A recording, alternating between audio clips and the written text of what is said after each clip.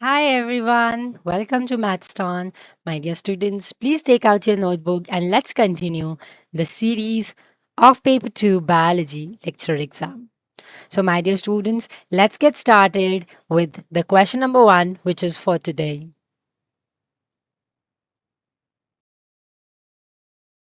So, my dear students, let's get started with the question number 1 for today, which is question number 19. Which of the following statement about reverse transcriptase is correct? इनमें से कौन सी statement है जो reverse transcriptase के लिए सही है? क्या रिवर्स ट्रांसक्रिप्टेज सिंथेसाइज करता है डीएनए को आरएनए टेम्पलेट से? क्या ये नेचुरली रेट्रोवायरस में मिलता है? क्या ये सी डीएनए सिंथेसिस के लिए हेल्प करता है? क्या ये हेलिकेज एक्टिविटी को पोजेस करता है? So which of the following you think is correct? Very good my dear students. So देखिए, it is very obvious with the first thing कि ये सिंथेसाइज करता है डीएनए को आरएनए की टेम्पलेट से. पहली चीज़ तो ये है and that is very clear. ठीक है. सेकेंड देखो, ये रेट्रोवायरस में भी आपको मिलेगा और ये सी डीएनए सिंथेसिस करता है. हेलिकेज एक्टिविटी तो ये करता ही नहीं है.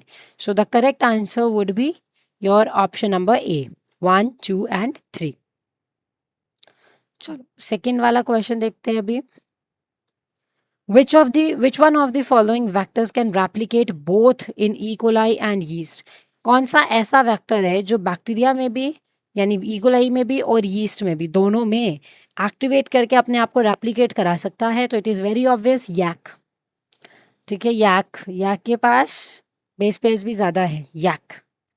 अगर दो डिमेंशनल जेल इलेक्ट्रोफोरेसिस होती है, प्रोटीन्स को सेपरेट किया जाता है by iso electric point and then by molecular mass. क्या ये सही बोल रहे हैं? रीज़न बताया जा रहा है कि जो एसडीएस है वो इम्पार्ट करता है uniform negative charge to proteins during the second dimension. So my dear students, it is very obvious कि टू डिमेंशनल में तो यही होता है कि प्रोटीन्स को पहले सेपरेट किया जाता है. ठीक है, और फिर आइसो इलेक्ट्रिक पॉइंट पे और फिर उसको मॉलिक्यूलर मास से क्या किया जाएगा? सेपरेट किया जाएगा. That is clear. और दूसरा, एसडीएस इम्पार्ट करता है यूनिफॉर्म नेगेटिव चार्ज, ये भी सही है. लेकिन क्या अब ये इसको सपोर्ट कर रहा है? बिकॉज लगा के देखो. In two-dimensional gel electrophoresis, proteins are separated by isoelectric point and then by molecular mass because SDS imparts a uniform negative charge to the proteins during the second dimension. So yes, both are true. Both A and R are true, and R is the correct explanation of the A. इनमें से कौन सी statement है जो सही है regarding the isoelectric focusing, IEF? Isoelectric focusing के लिए कौन सी स्टेटमेंट सही है इनमें से? My dear students, which statement is correct? Isoelectric focusing. Isoelectric focusing क्या होती है? आइसो इलेक्ट्रिक फोकसिंग एक ऐसा मेथड है, इलेक्ट्रोफोरिक टेक्निक होती है रादर. इलेक्ट्रोफोरिक टेक्निक है, तो इसको कहाँ यूज़ करते हैं? इसको यूज़ करते हैं प्रोटीन्स को सेपरेट करने के लिए. ठीक है, या फिर अदर जो और भी कोई अगर आपका एम्फोटेरिक मॉलिक्यूल है उसको सेपरेट करने के लिए based on their iso electric point. ठीक है. सो इसका प्रिंसिपल क्या रहता है कि एक पीएच ग्रेडियंट को एस्टेब्लिश किया जाता है जेल में, इलेक्ट्रिसिटी पास की जाती है, हर प्रोटीन जो है वो रीच करता है, मतलब ईच प्रोटीन रीच करता है अनटिल उसका पीएच इक्वल टू पीएल ना हो जाए. ठीक है. सो अपने पीएल पे क्या होगा? पीएल क्या है? Iso electric point. ठीक है, तो इस पीएल पे प्रोटीन का कोई चार्ज नहीं होगा, वो चलना बंद कर देगा और शार्प बैंड बन जाएगा. सो प्रोटीन्स माइग्रेट करते हैं until they reach yes, PL पे नेट चार्ज 0 हो जाता है और एम्फोफाइट्स जो हैं वो एस्टेब्लिश हो जाते हैं. एसडीएस इज रिक्वायर्ड नहीं, ये तो हमें चाहिए ही नहीं, इसकी ज़रूरत ही नहीं है. 1, 2 and 4 is correct. 2D phase में दो प्रोटीन्स जो होते हैं वो आइडेंटिकल मॉलिक्यूल वेट्स कैरी करते हैं बट डिफरेंट पीएल वैल्यूज होंगी, तो वो कहाँ जाएंगे? वो को माइग्रेट करेंगे दोनों डिमेंशंस में, सेपरेट करेंगे फर्स्ट डिमेंशन में, सेपरेट करेंगे सेकंड डिमेंशन में, या फिर सेपरेट ही नहीं करेंगे? Very good. दे विल को migrate, separate, separate in second dimension या नॉट सेपरेट एट ऑल, बिल्कुल ही नहीं सेपरेट करेंगे. So my dear students, in all of these things we have to be very careful कि यहाँ पर क्या होने वाला है, वन डिमेंशन में ही सेपरेट करेंगे। ठीक है, जब भी आपका ऐसा होता है कि दो प्रोटीन्स का आइडेंटिकल मॉलिक्यूलर वेट है बट पीएल वैल्यूज अलग हैं, तो वो सेपरेट जो होंगी वो फर्स्ट डिमेंशन में ही होंगी। अच्छा, ये रहा आपका which of the following are advantages of fluorescent dyes over radio active labelling. अगर आप चाहते हैं कि आप न्यूक्लिक एसिड को डिटेक्ट करें, तो आप फ्लोरोसेंट डाइज को अगर यूज़ कर लेते हो रेडियो एक्टिव लेबलिंग के ओवर, तो क्या फ़ायदे होंगे उसके, एडवांटेज क्या है? सेफर हैंडलिंग होगी, लॉन्गर शेल्फ लाइफ होगी, रियल टाइम मॉनिटरिंग पॉसिबल होगी, या फिर सेंसिटिविटी लॉस नहीं होगी? शाबाश, very good my dear students, tell me. Very good. So it is very obvious कि सेफर हैंडलिंग तो होगी ही होगी और शेल्फ लाइफ भी ज़्यादा होगी और आप मॉनिटरिंग भी अच्छे से कर सकते हो। सेंसिटिविटी लॉस कोई नहीं होती है, उल्टा बची रहती है वो।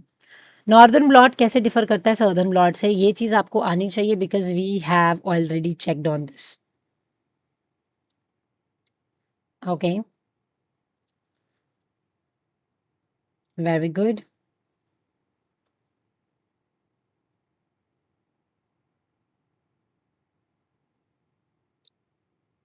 Very good.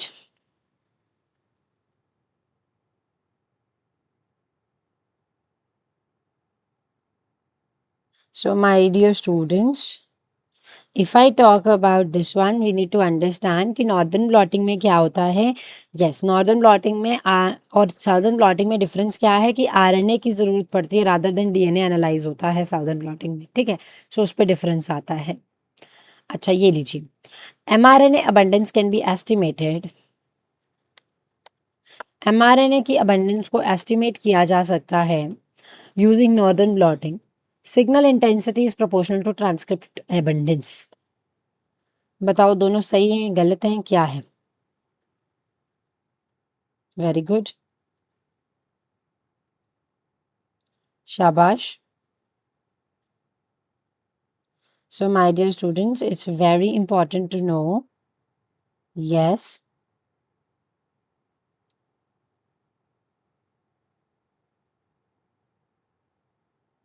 So it is really very important to know कि ये जो आपका, हाँ, कि ये जो आपका पार्ट है which is dealing with this one, okay, this is about mRNA abundance estimate कर सकते हैं नॉर्दर्न ब्लॉटिंग से, कर सकते हैं। सिग्नल इंटेंसिटी प्रोपोर्शनल, हाँ, जैसे जैसे ट्रांसक्रिप्ट अबंडेंस बढ़ती है सिग्नल इंटेंसिटी भी बढ़ती है। तो दोनों एक्सप्लेन कर रहे हैं, बिकॉज लगा के देखो, यस कर रहे हैं, कर रहे हैं। तो correct answer is A, both A and R true and R is the correct explanation of A also. चलो ये देखो, इनमें से कौन सा मेथड है जो हाईएस्ट रेजोल्यूशन देता है अगर आपको होल ट्रांसक्रिप्टोज एनालिसिस करनी है तो? शाबाश, very good,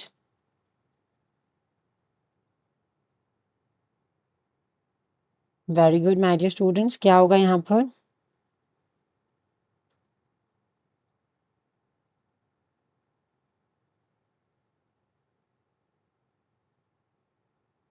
So we need to be very careful at this part. That is the yes कि कौन सा मेथड सबसे अच्छा है। तो आरएनए सीक्वेंसिंग सबसे अच्छा मेथड है जो कि हाईएस्ट रेजोल्यूशन प्रोवाइड करता है किसकी, होल ऑफ द ट्रांसक्रिप्टोज एनालिसिस के लिए। ये चेक करो, कौन सा फैक्टर है जो अफेक्ट करता है डीएनए माइग्रेशन को एग्रोस जेल इलेक्ट्रोफोरेसिस में। जब एग्रोस जेल इलेक्ट्रोफोरेसिस होती है जहाँ आप एग्रोस जेल डालते हो और वो एज अ मीडियम काम करता है, उसमें डीएनए का माइग्रेशन को कौन इफेक्ट करता है? वोल्टेज कितनी है, डीएनए कन्फर्मेशन, एग्रोस कंसंट्रेशन या मॉलिक्यूलर साइज? बहुत चीज़ें ऑब्वियस भी हैं यहाँ पर, आप क्या यूज़ करते हो?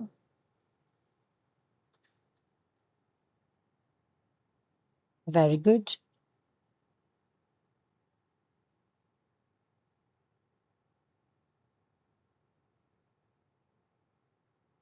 Very good my dear students.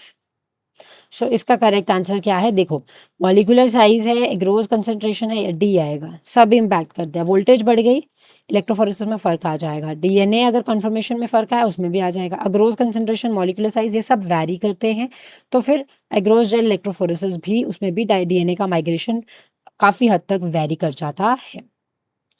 चलिए यहाँ देखो, सुपर कॉइल्ड प्लाज्मिड जो है एक सेकेंड। अब देखो, सुपर कॉइल्ड प्लाज्मिड जो है डीएनए वो फास्टर माइग्रेट करता है लीनियर से।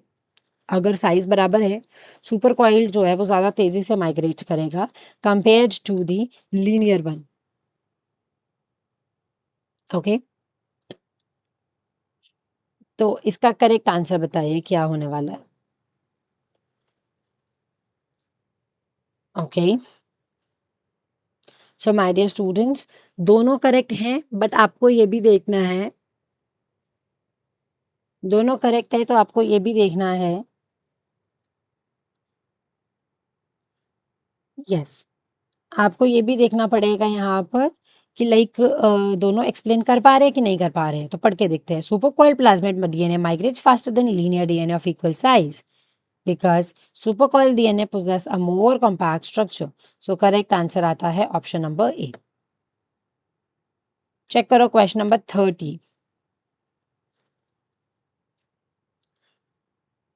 Very good.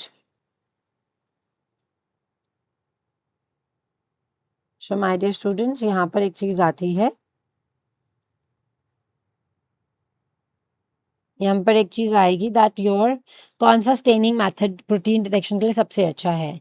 कुमासाइन brilliant blue, silver staining method use करो, या फिर आप इथीडियम ब्रोमाइड यूज करोगे या मिथाइलिन ब्लू यूज करोगे। इनमें से आपको कौन सा वाला यूज करना है? Which one of the following are you going to use? शाबाश। So we are going to use the best out of all methods which is your silver staining. क्यों? ताकि ये जो है ये प्रोटीन के फॉर्मेशन को भी अलग ना कर दे, ये उसको मैनेजेबल फॉर्म में रखे। In expression vectors strong promoters are preferred. ठीक है, इसको देखें आप अच्छे से। एक्सप्रेशन वेक्टर्स में स्ट्रॉन्ग प्रमोटर्स को प्रेफर किया जाता है। एक्सप्रेशन फैक्टर्स में हम स्ट्रॉन्ग प्रमोटर्स को यूज करते हैं। क्यों? देखिए, जो एक्सप्रेशन फैक्टर्स होते हैं ना, they have something important to work, that is expression factors जो होते हैं वो स्पेसिफिकली डिजाइंड होते हैं डीएनए मॉलिक्यूल, जो कि हेल्प करते हैं कि आप क्या कर सकते हो, आप एक जीन को इंट्रोड्यूस कर सकते हो कि होस्ट के सेल में। ठीक है, और जो प्रोटीन्स होंगे और वो प्रोड्यूस करेंगे कॉरेस्पॉन्डिंग प्रोटीन्स को भी। ठीक है, सो वो होते हैं आपके expression factors, simple as that. Okay, so expression vectors क्या करते हैं? Expression vectors basically they help you in what way?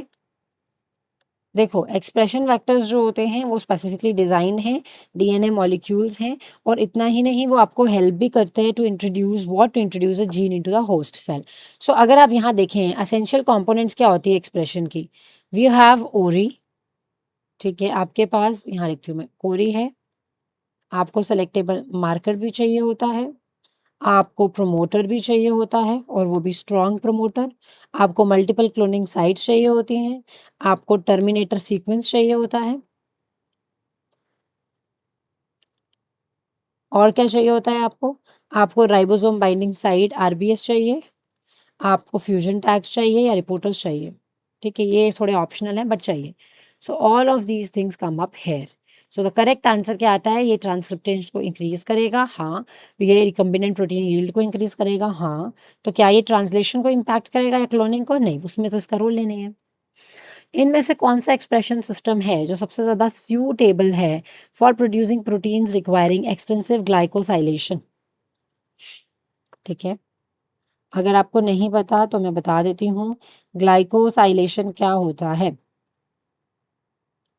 Glycosylation, my dear students, एक ऐसा पोस्ट ट्रांजिशनल मैकेनिज्म होता है, मॉडिफिकेशन होता है, जहाँ पर मॉडिफिकेशन की जाती है कार्बोहाइड्रेट की चेन्स को, हम बोलते हैं ग्लाइकन्स।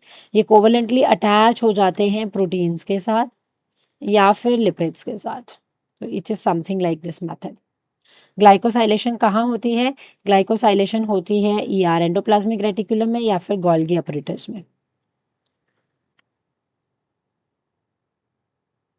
ठीक है, सो ये मैमेलियन सेल्स में मोस्ट सुटेबल होता है, जैसे कि हम में। नेक्स्ट एजर्शन रीजन देखो यहाँ पर।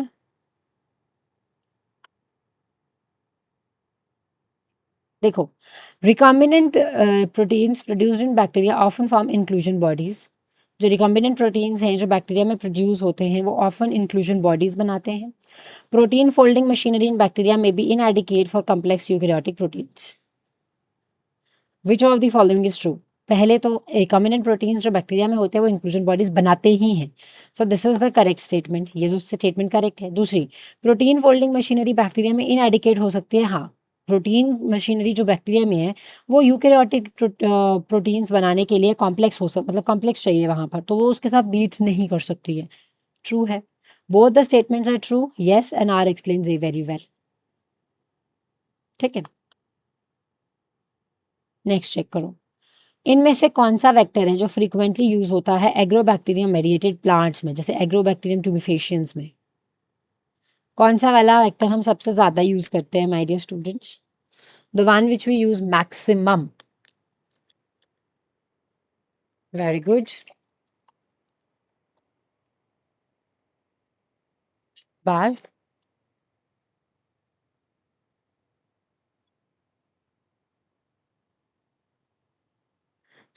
अगर यहाँ बात करें तो वो तो आ जाएगा आपका TI plasmid.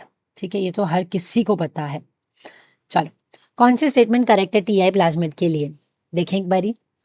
Naturally occur in Agrobacterium tumefaciens, अच्छा okay. Crown gall disease cause कर सकता है।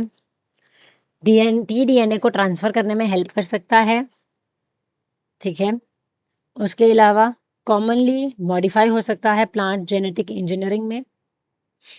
और ये सारे ही करेक्ट है। ठीक है, कॉमनली हम टीआई प्लाज्मिड को बहुत एक्सप्लॉइट करते हैं, तो कॉमन है।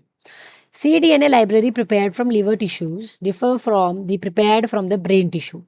ठीक है, cDNA की जो लाइब्रेरी है वो जो हमने प्रिपेयर की है लिवर टिश्यू से वो डिफर करती है जो कि हम ब्रेन से प्रोड्यूस करते हैं। Different tissues different sets of genes को एक्सप्रेस करते हैं, मानते हो इस चीज को?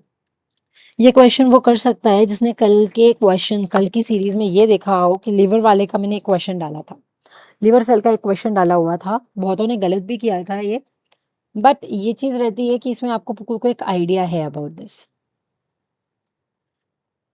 शाबाश, very good. Tell me which is the correct one. So my dear students, when it comes to this, जब ये आएगा तो आपको ये बात समझनी होती है दैट हाँ, किसी डीएनए लाइब्रेरी डिफर करती है प्रिपेयर लिवर सेल से, हाँ करती है। Different tissues different sets of genes करते हैं, हाँ करते हैं। तो करेक्ट आंसर आता है कि दोनों स्टेटमेंट करेक्ट है, और जो आर है वो अच्छे से एक्सप्लेन कर पा रहा है किसको? ए को।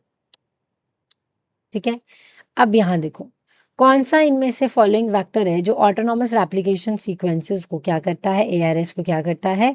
हाँ, पोजेस करता है, जो कि रेप्लिकेशन यीस्ट में हेल्प करेगा। सो हमें पता है यीस्ट है तो it is going to be your YAC, not BAC. Okay, genomic library है जो कंटेन करती है 1 million clones with an average insert size of 150 KB। So the total genomic DNA represented as कितना होगा?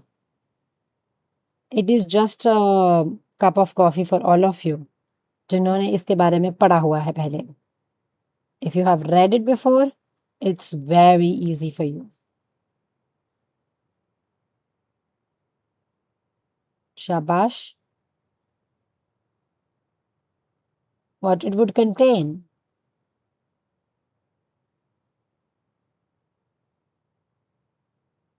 So my dear students, the correct option under this comes to be your yes, A, 1.5 into 10 raised to power 8 KB।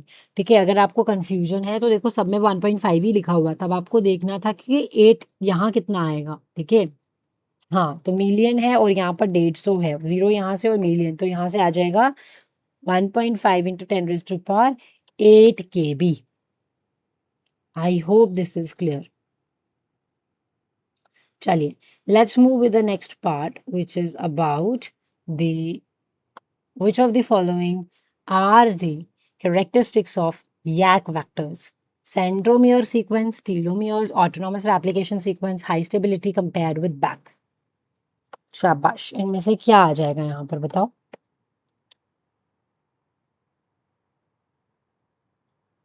Very good. Very good,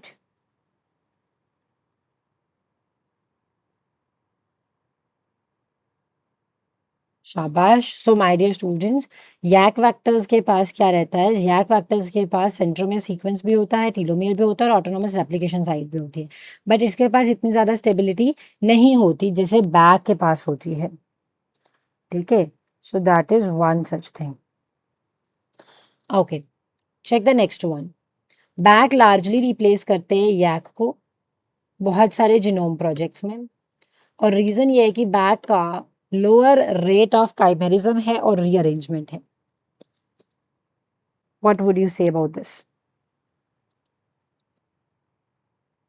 very good,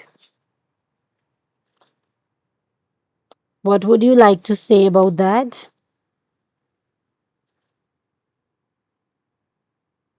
So my dear students, here we need to understand one thing, that is कि यहाँ पर जो back हैं वो largely replace करते हैं यैक को बहुत सारे प्रोजेक्ट्स में, और ये सही भी है। ठीक है, अगर मैं दूसरी बात करूँ यहाँ पर अबाउट द बैक, तो बैक जो है वो लोअर रेट शो करते हैं, ठीक है, काइमेरिज्म का, compare to the other one. So A is the correct answer. ठीक है, ओके, चेक करते हैं अभी हम ये वाला पार्ट। क्वेश्चन नंबर 41, कौन सा मार्कर है जो कि सबसे ज्यादा एप्ट है? All right, so question number 41 is which marker would be most appropriate for distinguishing alleles differing by single nucleotide in large mapping population? जब आप लार्ज मैपिंग पॉपुलेशन करते हो तो कौन सा सबसे ज्यादा एप्ट है एलील्स को डिफरेंशिएट करने के लिए by a single nucleotide? Very good,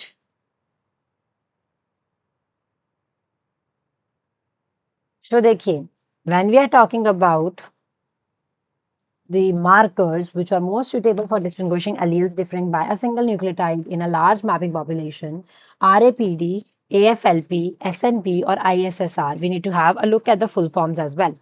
So when I talk about RAPD, I have told several times, my dear students, it is random amplified polymorphic DNA. When it is AFLP, it is amplified fragment length polymorphism. When it is SNP, it is single nucleotide polymorphism. When it is ISSR, it is inter simple sequence repeat. So कौन सा सही होगा? SNP.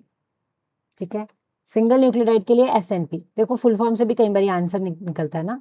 अच्छा, lambda phase है, उसकी genomic library है, तो maximum insert range lambda वाले का कितना रेंज करेगा? शाबाश, very good,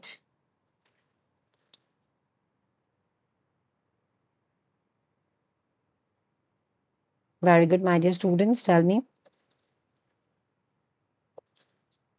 5 to 10 kb, 15 to 25, 35 to 40, 150 से 300 kb कितना होगा?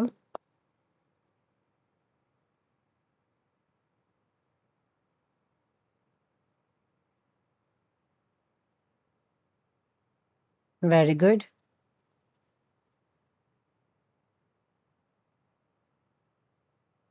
Very good,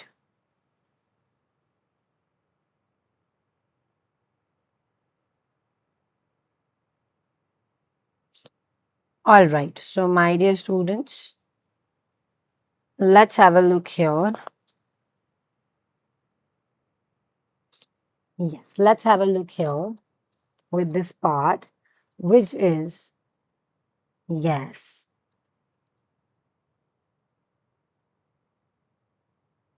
now have a look here.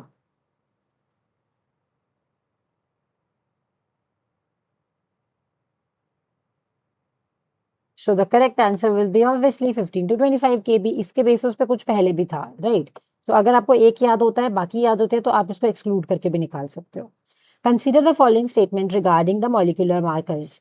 RAPD markers dominant होते हैं, SSR मार्कर्स को डोमिनेंट होते हैं, AFLP markers generally higher polymorphism show करते हैं RFLP से, और फिर SNP मार्कर्स मल्टी एलाइलिक होते हैं allylic. Very good.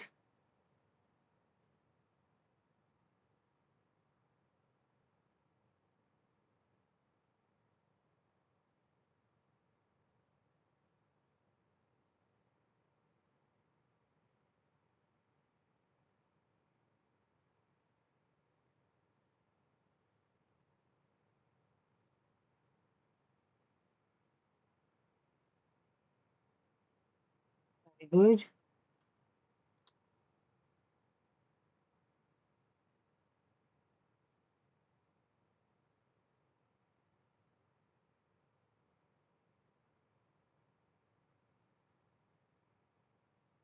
So my dear students, it is very obvious from all of this कि जो आपका RAPT मार्कर्स होते हैं वो कोडोमिनेंट नहीं होते, वो डोमिनेंट ही होते हैं। SSR मार्कर्स जो है वो कोडोमिनेंट होते हैं। AFLP markers high polymorphism show करते हैं RFLP से, है ना। सो द करेक्ट आंसर क्या आ जाता है? A 1, 2 एंड 3, क्योंकि SNP मार्कर्स मल्टी एलिलिक नहीं होते, सिंगल होते हैं वो। अच्छा, ये चेक करो। The polymorphic information content value of SSR markers is generally higher than SNP markers. ठीक है। दूसरा, SSR मार्कर्स मल्टी एलिलिक होते हैं और SNP बाई एलिलिक होते हैं। So, अगर आपने अभी ध्यान दिया हो, अभी हमने बात की थी किसी चीज़ की कि यहाँ SNP मार्कर्स मल्टी एलिलिक होते हैं, ठीक है, तो वो गलत था। तो क्या वो मल्टी एलिलिक हैं? नहीं है, वो बाई एलिलिक ही हैं। तो दोनों स्टेटमेंट्स करेक्ट है। अब हमें नेक्स्ट चीज देखनी है कि क्या ये दोनों एक्सप्लेन कर पा रहे हैं या नहीं। Okay, getting my point? Getting my point? So my dear students, it has to be kept very simple. ठीक है। पॉलीमॉर्फिज्म जो होता है दैट इज, यस, पॉलीमॉर्फिज्म जो होता है यहाँ पर पॉलीमॉर्फिक इंफॉर्मेशन कंटेंट SSR की जनरली हाई होती है SNP से। ठीक है, चलो ये देखो अब, which one of the following combination is correctly matched? RAPD arbitrary PCR amplification पे काम करती है। RFLP रेस्ट्रिक्शन फ्रैगमेंट वेरिएशन पे काम करती है। AFLP रेस्ट्रिक्शन डाइजेशन और सेलेक्टिव PCR पे काम करती है। और SSR टेंडम रिपीट वेरिएशन पे काम करती है। अगर मैं पहली वाली बोलूं, आप देखेंगे कि आर्बिटरी PCR एम्प्लीफिकेशन, हाँ, RFLP restriction fragmentation variation, AFLP restriction digestion and selective PCR, और SSR नहीं, ये तो टेंडम रिपीट वेरिएशन पे है ही नहीं, तो है नहीं है। सो सारे करेक्ट हो जाते हैं। ठीक है, ये बहुत इंपॉर्टेंट है कि किस प्रिंसिपल पे कौन सा काम चल रहा है, और इसके मैंने नाम जो है आपको फुल फॉर्म्स अभी ऊपर भी बताएंगे। तो मैं तो रिकमेंड करती हूँ इसको प्लीज आप अपनी नोटबुक्स में नोट डाउन कर दीजिए, it is really very important. Southern blotting में सीक्वेंस कौन सा सही लग रहा है आपको? Digestion, electrophoresis, transfer, hybridization, hybridization, transfer, digestion, electrophoresis, transfer, digestion, hybridization, electrophoresis, electrophoresis, digestion, hybridization, transfer. शाबाश। इनमें से आपको कौन सा है जो सही लग रहा है? डाइजेशन होती है सबसे पहले, हाँ, फिर इलेक्ट्रोफोरेसिस होती है, हाँ, फिर ट्रांसफर और फिर हाइब्रिडाइजेशन होती है। ऐसा तो नहीं होता कि हाइब्रिडाइजेशन के बाद ट्रांसफर और डाइजेशन होगी, डाइजेशन तो पहला प्रोसेस होता है, तो ये तो गलत हो गया। यहाँ पर भी देखो दूसरे में डाला, यहाँ पर भी दूसरे में डाला, तो आप ऐसे एलिमिनेट करके ही निकाल सकते हो कि सही कौन सा है। कौन सा है इन वेक्टर्स में से जो कि DNA को पैकेज कर सकता है in the lambda phage heads? Cosmid, lambda replacement vectors, BACs या लैम्डा इंसर्शनल वेक्टर्स? शाबाश, इनमें से कौन से आएंगे? कॉस्मिड्स, अल्फा रिप्लेसमेंट वेक्टर्स, या फिर insertional? The correct answer is cosmids, lambda replacement vectors and lambda insertional vectors. अच्छा, यहाँ देखो, अभी कॉस्मिड्स जो है वो अकोमोडेट कर सकते हैं लार्जर इंसेट्स को देन प्लाज्मिड। कॉस्मिड्स कंटेन करते हैं lambda cos sites that aloe the phage packaging. Get the correct answer out of it. Cosmids can accommodate larger inserts than plasmids. Cosmids contain lambda cos sites that allow phage packaging. True है, false है, क्या है? सो दोनों statements जो हैं वो true हैं और दोनों ही एक दूसरे को एक्सप्लेन कर पा रही हैं और वो भी बहुत अच्छे से. Place because here you will get the answer of it. Cosmids can accommodate larger inserts than plasmid because cosmid contain lambda-cos that allow the phage packaging. Okay कौन सा इनमें से जो फीचर नहीं है बैग का फीचर कौन नहीं है? शाबाश. मतलब बैग के पास क्या है और क्या नहीं है. क्या बैग के पास एफ फैक्टर ऑरिजिन है? क्या बैग के पास हाई स्टेबिलिटी है? क्या बैग के पास यीस्ट सेंट्रोमियर है? क्या बैग की कैपेसिटी लार्ज है? क्या है बैग के पास? तो उधर से आपको पता चल जाएगा कि क्या नहीं है बैग के पास. माय डियर स्टूडेंट, इसीलिए जब कंटेंट पढ़ाया जाता है ना तो हम यही बोलते हैं कि आप प्रॉपर्टीज ये चीजें याद रखें because ultimately they are going to help you on a longer run, है ना. सो करेक्ट आंसर इसमें क्या आता है? सी. यीस्ट सेंट्रोमियर बैग के पास कहाँ से आएगा? ये तो बड़ा ऑब्वियस सी बात है. ठीक है. इंसर्ट साइज बैग का ज्यादा है, हाँ है, पर यैक से ज्यादा नहीं है, लेकिन ज्यादा तो है. स्टेबिलिटी भी इसकी ज्यादा है, एफ फैक्टर ओरिजिन भी है. So this goes to be the correct answer. Moving to the next part. Genomic library के पास 500,000 क्लोन्स हैं और एवरेज इंसर्ट साइज उसका 20 केबी है. टोटल डीएनए रिप्रेजेंट करता है जो कि इक्वल्स है 10⁻7 केबी, 10⁻8 केबी, 10⁻9 केबी और 10⁻6 केबी. शाबाश.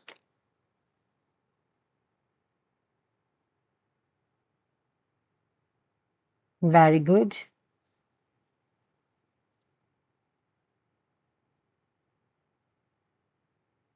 शाबाश.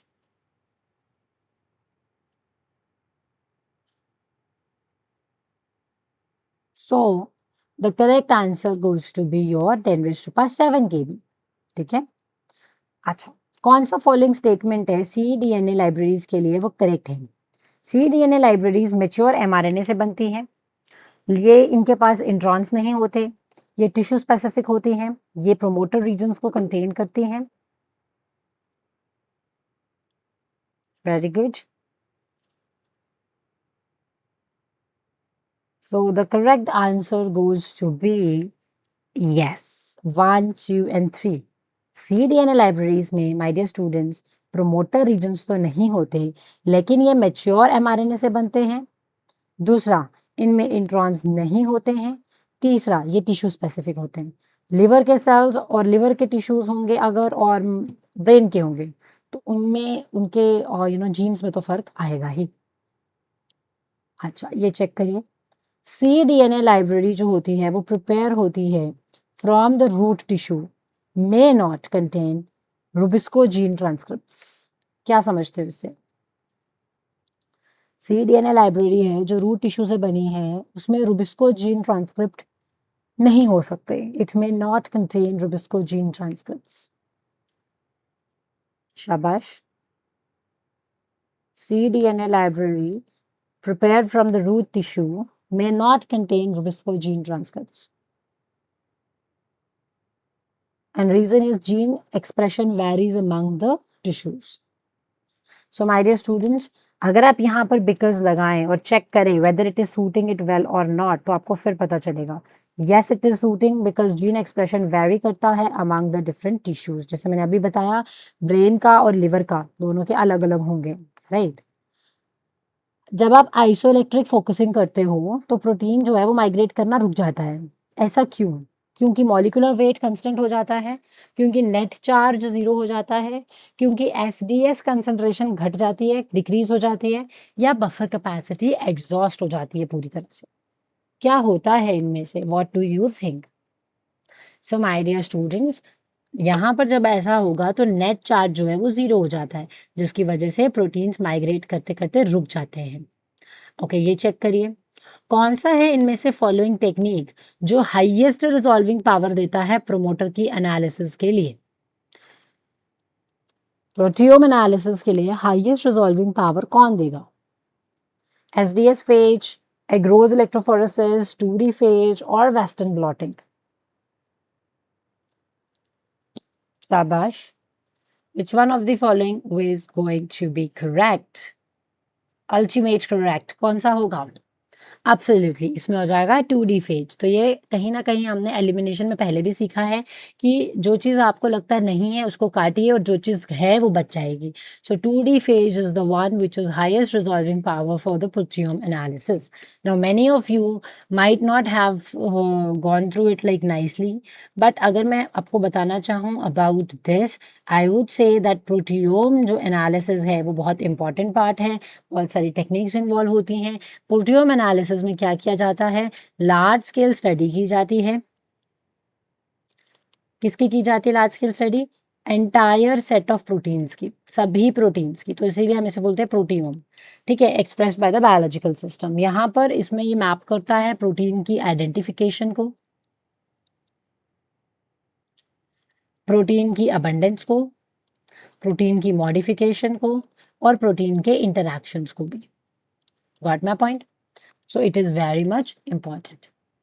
अब आप मैच करें इसको, अब आप इसको मैच करें तो ये सदर्न ब्लॉटिंग क्या करता है? सदर्न ब्लॉटिंग, यस, तो A is the correct option. कैसे हो रहा है ए करेक्ट ऑप्शन? देखो तो my dear student, A correct option क्यों है? बिकॉज अगर आप ध्यान दो तो सदर्न ब्लॉटिंग का काम क्या है? डीएनए के लिए। नॉर्दर्न ब्लॉटिंग क्या करता है? प्रोटीन के लिए। वेस्टर्न ब्लॉट क्या करता है? नॉर्दर्न ब्लॉट आरएनए करेगा, वेस्टर्न ब्लॉट प्रोटीन करेगा, सदर्न जो है वो डीएनए बाइंडिंग प्रोटीन करेगा। तो मैंने आपको पहले भी कहा था कि ये बहुत इंपॉर्टेंट है बच्चों, इसको कर लो तो आपको करना ही पड़ेगा। ठीक है, इनमें से कौन सा रिक्वायर्ड कंपोनेंट है यूकैरियोटिक एक्सप्रेशन वेक्टर का? Promoter, polyadenylation sequence signal, selectable marker या फिर ओरिजिन ऑफ रेप्लिकेशन? कौन है इनमें से जो रिक्वायर है यूकैरियोटिक एक्सप्रेशन वेक्टर के लिए? शाबाश, very good my dear students, बताइए। शाबाश, वेरी गुड। तो यस, अगर आप इसका ध्यान दें तो आप समझ सकते हैं कि the correct answer will be your D, that mean सारे, क्योंकि सबके सब एक्सप्रेशन वेक्टर के लिए बहुत ज्यादा जरूरी हैं। चाहे वो आपका हो प्रोमोटर, चाहे वो आपका हो पॉलीडाइनिलेशन सीक्वेंस सिग्नल, या फिर हो आपका selectable marker. Okay, all of them play a very key role in all of these things. ठीक है, so the option number D is correct. अच्छा, ये चेक करिए। assertion है कि codon optimization can significantly increase the recombinant protein production in bacteria. Reason है codon usage जो frequencies हैं वो डिफर करती है among the organisms। तो बताओ क्या है? शाबाश, very good, tell me my dear students, very good.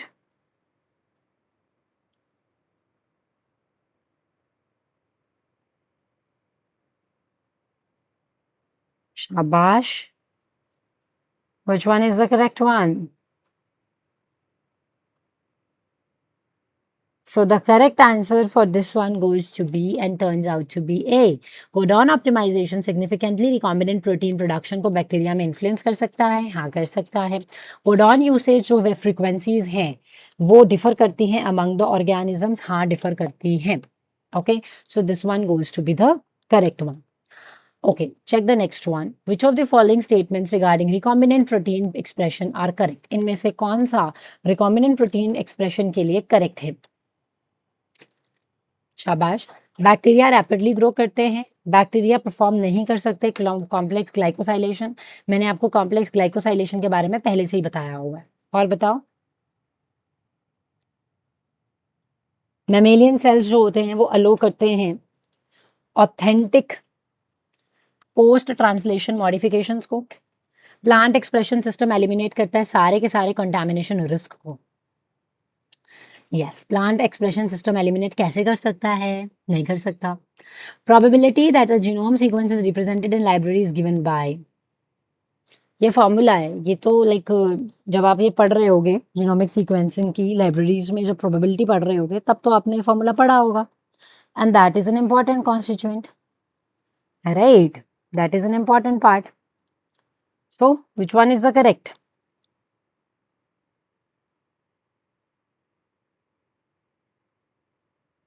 Yes, my dear students, which one is the correct?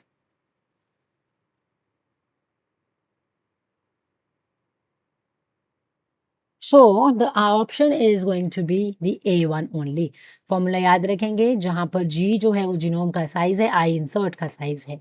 ठीक है, ओके। बैक लाइब्रेरीज जो होती हैं वो क्रूशियल हैं ह्यूमन जीनोम प्रोजेक्ट के लिए।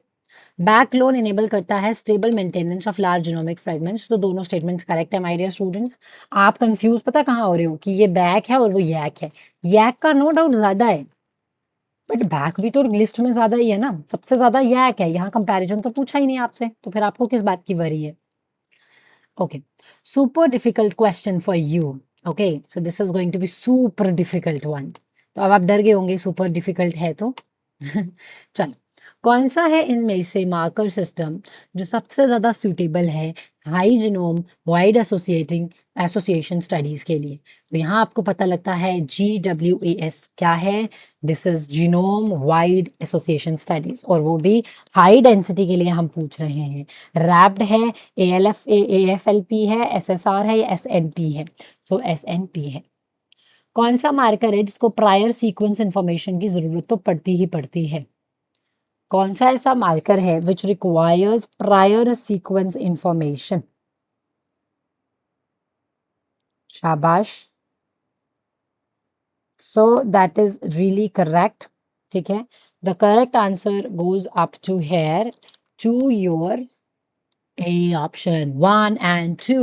SSR and SNP are the two which are the markers which require prior sequence information. Check करते हैं कौन सा मॉलिक्यूलर मार्कर है जो कि डिफर करता है, डिस्टिंग्विश कर सकता है होमोजाइगस और हेट्रोजाइगस इंडिविजुअल्स के बीच में, और वो कोडोमिनेंट है नेचर में। बताओ आपको क्या लगता है। रैप्ड, AFLP, SSR या ISSR। तो करेक्ट आंसर इज SSR। ठीक है माय डियर स्टूडेंट्स, चलो, कौन सा फॉलोइंग मार्कर सिस्टम है जो डिटेक्ट करता है variation at a single nucleotide position. Wrapped, RFLP, SNP, AFLP। कौन सा मार्कर सिस्टम है जो डिटेक्ट करता है वेरिएशन को at a single nucleotide position. Wrapped, RFLP, SNP या AFLP। SNP। The enzyme which is used to join the DNA fragments in the cloning vector is DNA polymerase 1, reverse transcriptase, DNA ligase और helicase। शाबाश, the correct answer is ligase. मैं हमेशा आपको बोलती रहती हूँ कि अगर चिपकने का काम है, ग्लू का काम है, तो कौन करेगा। ग्लू का काम is always perform by a glue, that is a ligase here. और यहाँ पर कौन सा लाइगेस है, यहाँ पर है DNA लाइगेस। ठीक है, so it is very very important. I hope this much is clear to us. All right, so when it comes to the statement, अब आप यहाँ देखिए कि कौन सी स्टेटमेंट करेक्ट है। ठीक है, तो इसको थोड़ा सा सिंप्लीफाई करके रखते हैं। यहाँ देखिए, चलो अब बताओ आप कौन सी statement regarding C DNA libraries की करेक्ट है। Which is the correct with respect to C DNA library. शाबाश,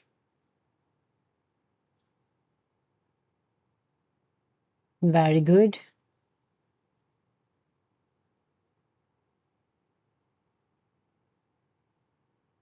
So my dear students, the correct option goes to be here. Yes, correct option क्या आता है यहाँ पर। करेक्ट ऑप्शन आता है यहाँ पर आपका yes, they represent the only expressed genes. ठीक है, cDNA एक्सप्रेस जीन्स को क्या कर सकते हैं, सिर्फ रिप्रेजेंट करते हैं। रियल टाइम RT-PCR जो होता है वो प्रेफर किया जाता है ओवर दी कन्वेंशनल PCR। ठीक है, जीन स्टडीज के लिए। ऐसा क्यों, क्या ऐसा स्पेशल रीजन है फॉर दैट। क्या ये डी प्रोटीन्स को एम्पलीफाई करता है, क्या ये क्वांटिफाई करता है mRNA लेवल्स को, क्या इसको प्राइमर्स की जरूरत नहीं पड़ती, या फिर ये म्यूटेशन को ही डिटेक्ट करता है सिर्फ। So which of the following you feel is correct. My dear students, I would like to know about this answer from your side. Very good.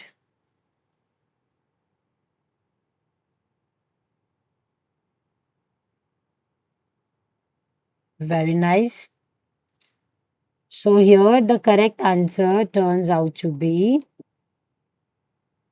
yes. So the correct answer turns out to be your B. That is, it quantifies the mRNA levels. तो ये क्या करेगा? ये mRNA levels को पूरी तरह से quantify करता है. Okay?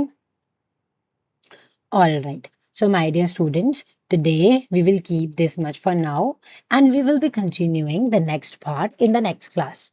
But please make it really very sure that you are studying well and not wasting any of your time. Okay, because every minute of yours is very, very precious. Work very cautiously, very nicely, and do it really very well.